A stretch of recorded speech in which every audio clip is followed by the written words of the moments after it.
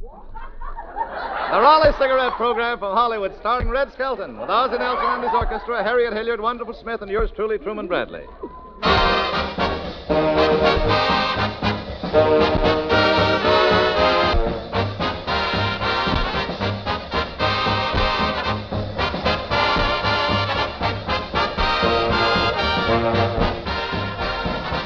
Smokers, here is a simple yet conclusive color test, a dependable guide used by experts to determine which tobacco is best.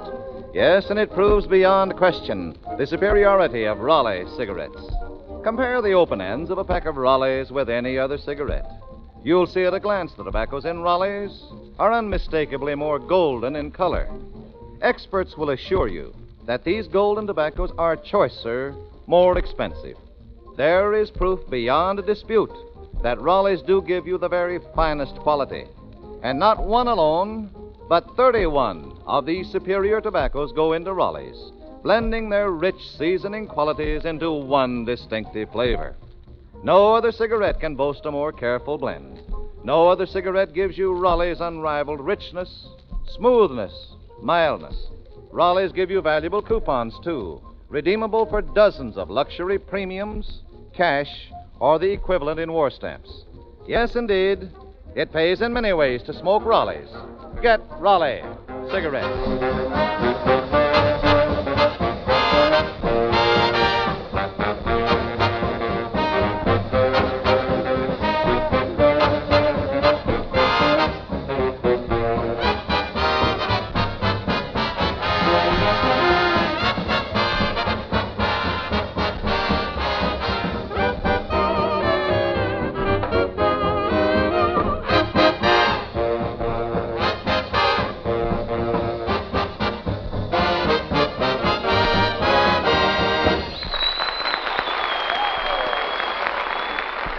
Ozzie Nelson and his orchestra.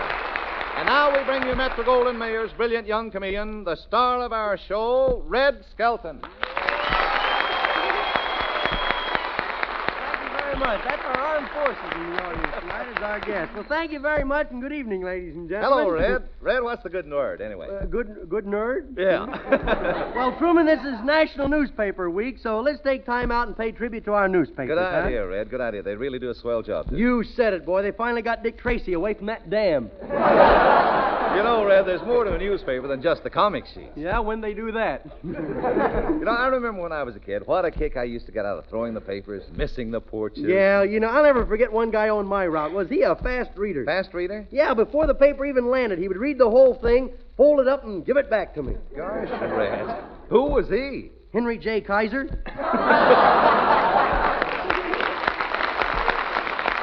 Boy, what scraps we used to have when we were kids. We used to fight over to see who'd get the best route, you know. One day I came home with every other tooth missing. Every other tooth missing. Yeah. That must have been tough. Yeah, it came in handy, though, whenever my mother wanted to scallop the edges of a pie. Tell me, Red, what paper did you sell? I sold the Vincennes Sun. Say, that must have been quite a newspaper. Yeah, I'll say it was, boy. It was printed on white paper with white ink. Wait a minute, Red. White ink on white paper? Yeah, that was for rainy days. It was too soggy to read anyway. Hello, Red. Hello, Ozzie. Hey, did you sell newspapers when you were a kid? No, I was strictly a magazine man. Oh, Ladies' Home Companion? No, but my father was. Say, I'll bet you used to get in some good fights when you with the other newsboys, didn't you? No, I always wore glasses. Oh, weak eyes, eh? No, weak fists. Oh, those were the good old days, though. And the nights weren't bad either. I remember how I used to run home every Saturday night with my 65 cents. And put it in your piggy bank? No, lose it to my old man in a crap game. Hello, Red. Hello, Harriet. We were just talking about kids with newspapers. Oh, when I was a kid, it was my job to wrap the newspaper around the canary's cage every night. Hey, that was my job, too. Hey, one day I stuck the paper in the cage upside down, see? And the poor canary nearly went nuts trying to find out if Hoover was elected. Say, Red, somebody told me your name was in the paper last night, so I read it clear through to the last page. Was my name there? Yep, I finally found it in the personal column. Personal column, huh? What did it say? It said, Lost, beautiful Irish setter, mahogany color, answers to the name of Red. You know, I love those columns. They're really great. I saw one just the other day. It says, Gentleman with car wishes to meet lady with retread. P.S. That's tires, not face.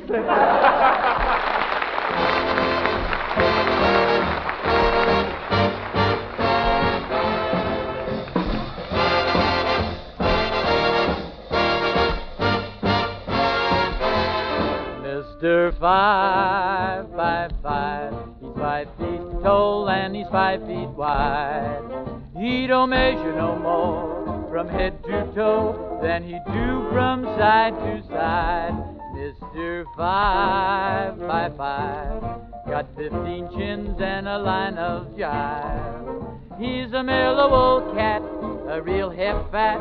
He be Mr. 5 by 5. That man can really jump it for a fat man.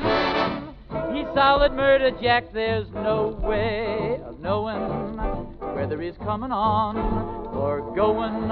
Mr. 5 by 5, he's slightly plump on the solid side.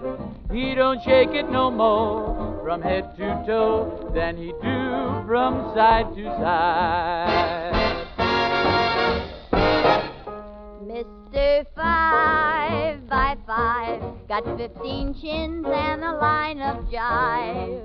He's a mellow old cat, a real hep-fat. He'd be Mr. 5 by 5. That man can really jump it for a fat man.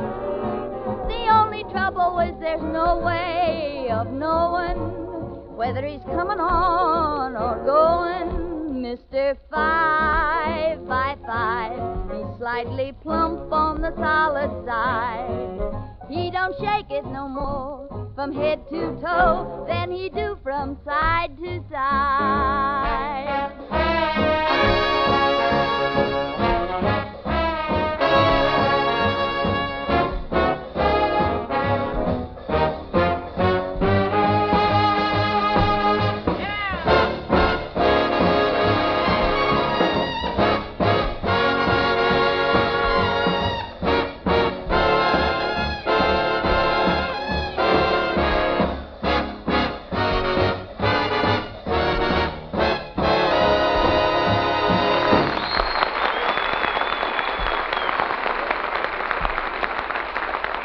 That was Harriet and Ozzie and the boys knocking out Mr. Roche O'Day. How are you, wonderful Smith? Say, what's new?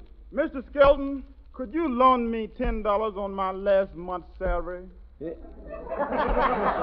wait a minute. I pay you every week and good money. Yes, sir, it's very good money. But do you think there'll be a Confederacy again? Well, wonderful, where have you been, huh? Well, I got a job on the side, Mr. Skelton, but I can't stand it. You can't. I'm all wore out. Yeah, how long have you been working? I start tomorrow. But I've been pretty busy, though, with that Stop a Rumor campaign. Stop the rumor campaign? Is that so? What have you done? Well, a fella at our boarding house was making eyes at my gal. Yeah. I sure stopped that rumor. Yeah. What'd you do? I give him a Central Avenue sandwich. Central Avenue sandwich? What's that? A neck between 2 slices of razor. Feel kind of bad about Miguel. Oh, she come up north on the Greyhound. Say, that's quite a bus ride. What bus ride? This was a real Greyhound. You mean to tell me that your girl rode up here on an animal? Yes, sir. Anybody want to buy a swayback racing dog? She sounds like quite a gal. Wonderful. What does she do? Oh, she's a spit welder over at Lockheed. Spit welder. You mean spot welder, don't you? Just wait until the next P-38 flies overhead. You'll find out. Well, you know, since the war, people are working at jobs that they never knew anything about before. Now, you take Clem, the fellow from the country. I hear he has a job now as a night watchman in a bank.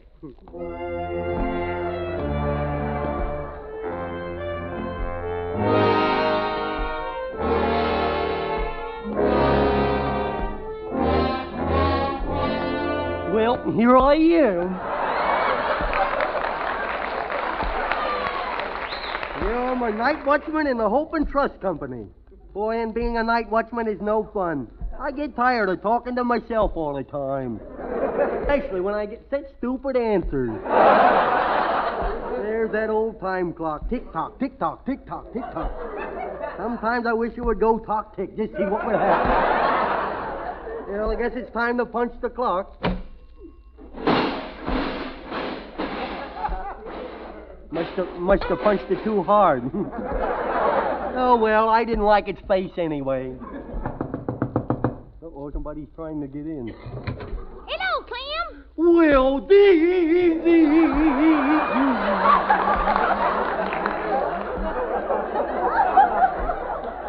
What's the matter, little pumpkin? You look a little sad. Well, Clem, I feel like quitting this scrub woman's job. Yeah, what for? Well, this new mop don't clean very good. Well, maybe you better go back to dipping your head in the pail and nose diving around. Here, let me help you clean up around here. You sure you're strong enough? Well, sure, I'm sure. Here, feel my muscles. Go ahead. Say, I bet you eat lots of jelly, don't you? Uh-oh, the telephone. I'll get it. Hello, this is the bank. Okay, goodbye. Who was it? It was the bank president. He told me he was sitting at the table talking to the folks, and all of a sudden he realized that he didn't set the burglar alarm, so he's coming right over. He talks pretty fast, you know. Gosh, you know, I'd be scared if you wasn't here, Clem. You're such a good watchman. Yeah, I know. There's nobody who can watch like me because my head turns all the way around. Look, I'll show you. Why, Clem, that's wonderful. Really? Now unwind it. Okay. Oh, doggone, I broke my mainspring again. You know, Daisy June, it's nice just sitting here holding your hand in mine. Oh, Clem, that's the soap you're a-holding. This here's my hand. Oh, give it to me. Give me back the soap, will you? Gosh, Clem. You know, that burglar alarm worries me. Why, a man could sneak right in here and rob the bank. Clem, somebody's climbing in that window, and he looks mighty suspicious. He does? Sure, look what he's got a covering his face. A mask. Yeah, well, I'll ask him about that. Hey, What do you want? how's Tonto? Quiet, you. Say, we've been expecting you. It's a good thing you remember that burglar alarm ain't set, boy. Somebody going to rob the bank. Hey, did you say the burglar alarm isn't set? That's what I said. Well, I'll have to open the safe and set it. Now, let me Okay. see. I'll need my blowtorch, my drill, my jimmy. Clem, this guy's a crook. How you know? What would a president of a bank be a-doing with a jimmy? Well, there's nothing wrong with that. Even the President of the United States has a Jimmy.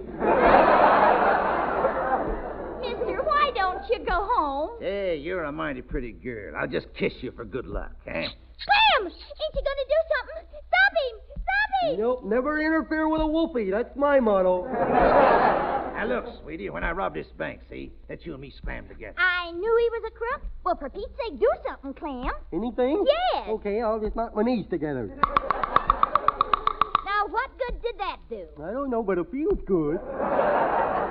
Clem, look, he's a-getting away. Well, let him go. Good riddance. I'll stop him. Where's my broom? Here, now, take it easy, Daisy June. There, you bad robber. Take that. Mm. And that. Take it easy. I ain't the broom. Well, so what? We knocked him down, didn't we? Well, so we did.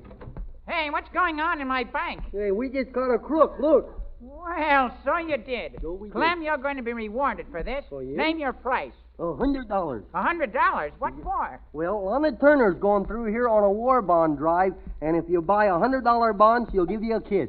Oh, Clem, what do you want to kiss her for? Oh, wouldn't you like to know?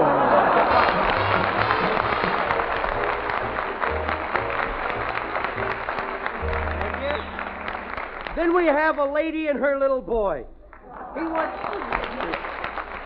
to earn some pocket money, so he's taking a soapbox and opened up a lemonade stand. So, Harriet, you be my mother, and I'll be the mean widow Karen.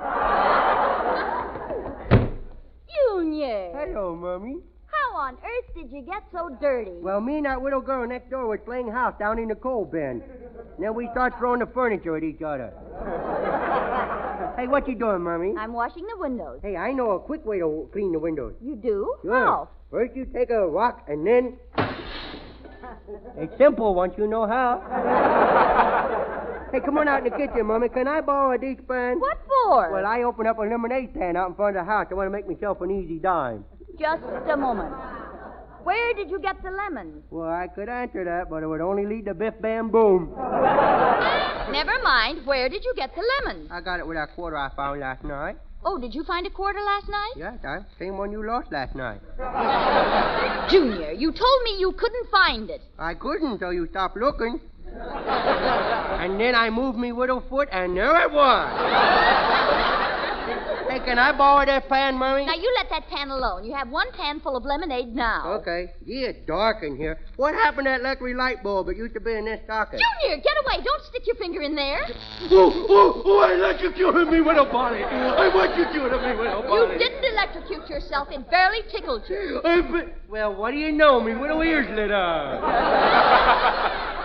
Junior, why don't you be good? How many times have I told you about things like that? I don't know. I thought you was keeping score. Now, you go on outside. Okay. Oh, look, I see somebody coming down the street. Oh, boy, a customer. I ain't going to make the money. And don't slam the door. You might break the glass. Okay. Might cheater. Lemonade, ice cold lemonade. What are you selling there, Sonny? Why don't you pay attention?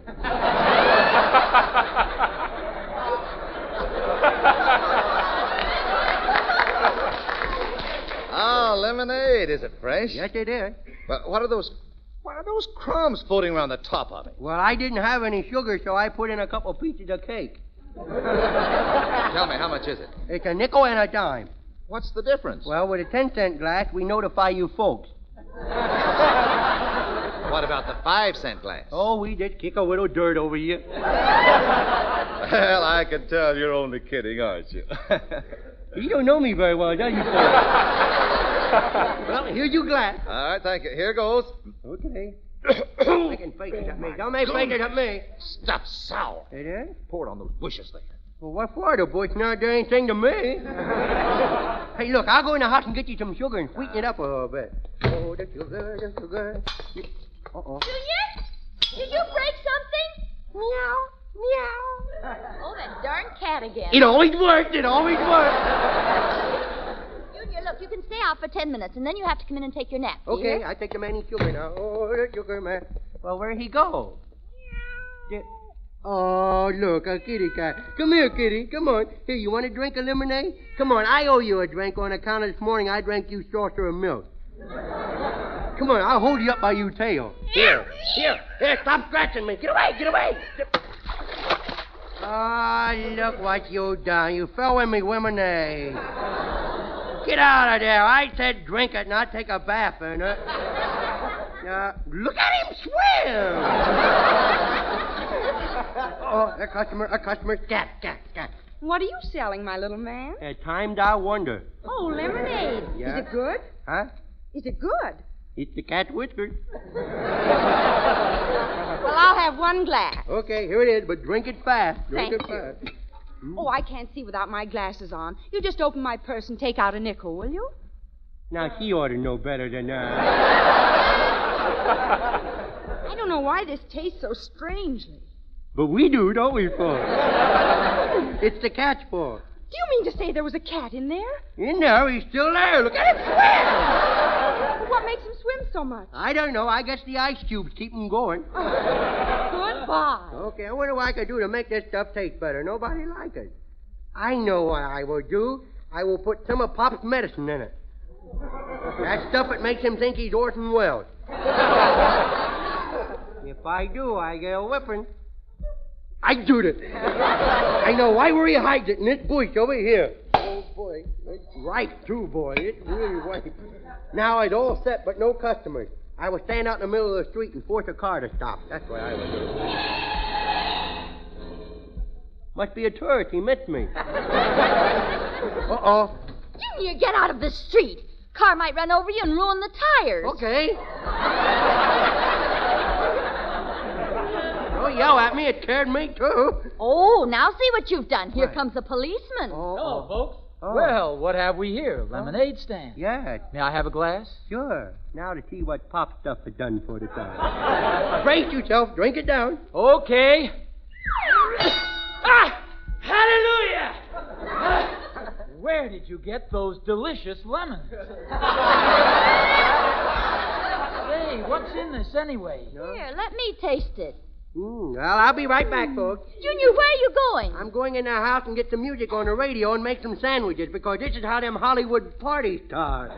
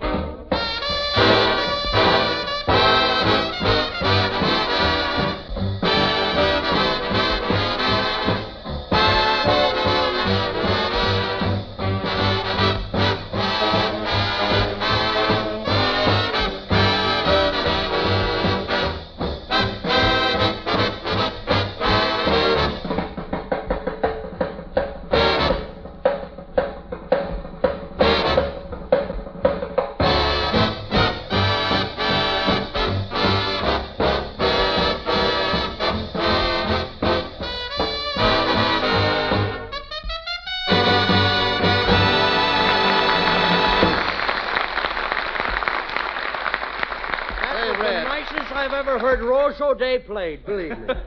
What do you say, Say, Red, speaking of folks who have jobs they never had before, I'm a book salesman now. Is that so, Truman? Yes, Red. It's very interesting work, too. No kidding. Yeah, in one of my books, it said that King Tut journeyed to darkest Africa and came upon a weird tribe of savages. Oh. And as he approached them, he heard in the distance their strange native chant like this. Hum 7, baby needs new shoes. You know, I think I met those natives last night. And then King Tut was amazed at the reaction of the tribal chief. The king presented him with bags of gold, fine silks, and rich colors, hundreds of expensive gifts. But do you know what that tribal chieftain said? No, what did he say? As if though I didn't know. We've been doing this for about 3 hours. For Red, he said, Ugh, slog, pugoo. He didn't. Right in front of everybody? What does that mean? Fully translated, it means, all I want is Raleigh cigarettes. All your gifts are found in Raleigh's. First, Raleigh's more golden tobaccos. You can even see that Raleigh's more golden by comparing the open ends of a pack of Raleigh cigarettes with any other brand. Is that all he said in one sentence? That's not all. Second, he said the smoothness and richness of the fine silks are found in Raleigh cigarettes because no less than 31 fine tobaccos go into Raleigh's exclusive blend. Windy old bird, ain't he? I'd like to get him to write a telegram for me sometime. And third, the chief said the valuable coupons that come with Raleigh cigarettes get him all the expensive gifts as an extra value. Really luxury premiums, dozens of things. Say, who wrote this history book you read, Truman? I did. How do you like it? Oh, it's all right. The part about Raleigh's is true, but all I can say is ooka bugga wugga. What does that mean, Red? Well, fully translated, it means get the pack with a coupon on the back, or you know who will get the sack.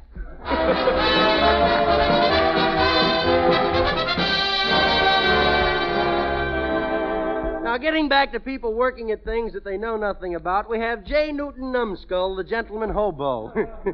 He always knows an easy way to make the money. Taxi! Taxi! Taxi, mister? No, I'm a human being. Sorry, Bob. Hey, could you tell me where I am? Yeah, sure. You're at 46th Street and Broadway. Never mind the details. What city is it? Say, don't you remember me? No, I don't think so. So you haven't been imbibing, have you? Imbibing? No.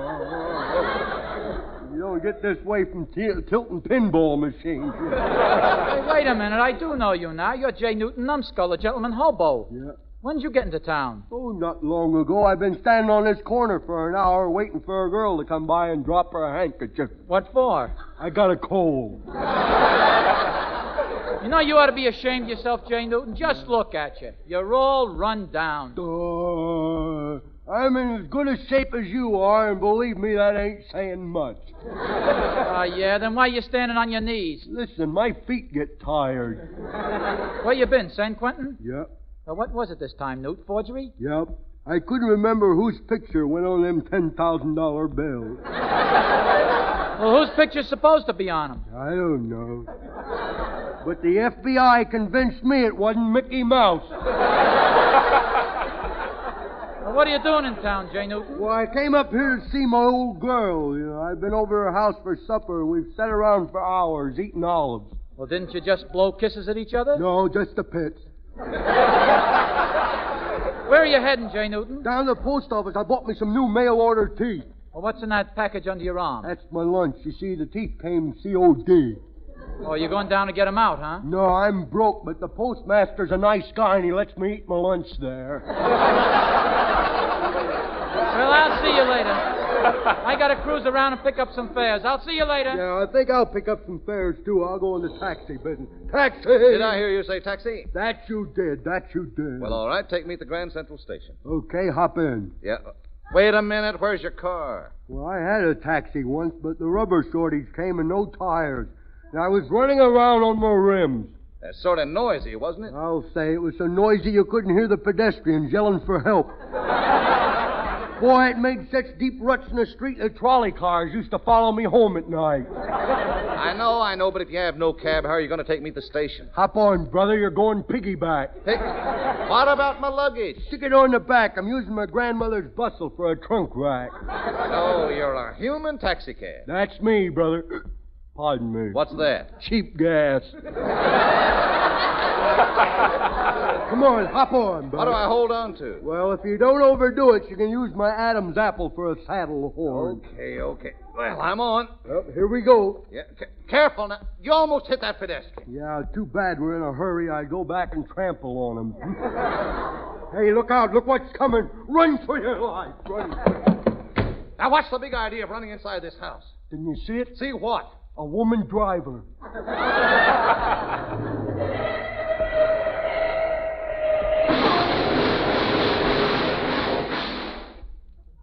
It's okay to go out now. She found a parking space.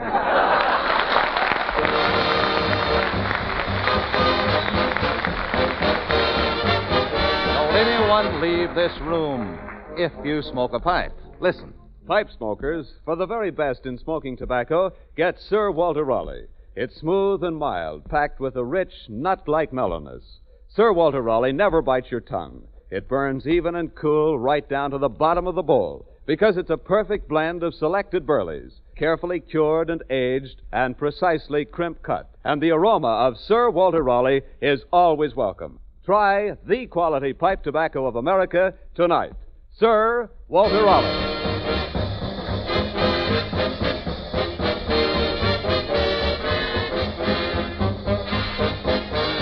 Remember, we'll all be back again next Tuesday at the same time. Red Skelton, Ozzie Nelson and his orchestra, Harriet Hilliard, Wonderful Smith, and yours truly, Truman Bradley. Meanwhile, listen to Raleigh's Tommy Dorsey Show tomorrow night over these same stations. Until next Tuesday, then. This is Red Skelton saying goodbye now, and thanks for listening. Good night, Mummy Doll, and remember, give the servicemen a ride.